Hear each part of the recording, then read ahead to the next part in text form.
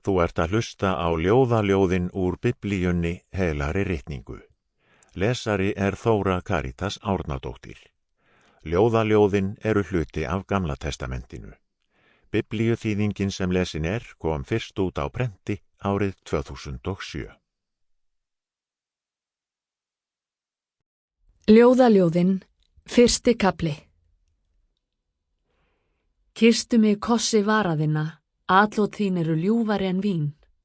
Yndislegur ilmur er af smyslum þínum og nafn þitt sem dýrasta olía. Þess vegna elska stúlkurnar þig. Dragðu mig með þér, hlaupum. Konungurinn leiði mig í herbergi sín, gleðjumst og fögnum þér. Lofum ást þína meira en vín.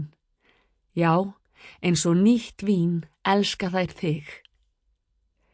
Ég er dökk og yndisleg, Jerúsalem dætur, eins og tjöldin hjá Ketar, eins og tjalddúkarnir hjá Salma. Takið ekki til þess að ég er dökkleit, að sólin hefur brennt mig. Synir móður minnar reiddust mér og settu mig til að gæta vínegrana, en vínegru minnar gætti ég ekki. Segðu mér, þú sem sál mín elskar, hvar heldurðu fé þínu til beitar? Hvar hvílist þú hádegið? Hví skyldi ég reika hjá hjörðum félaga þinna?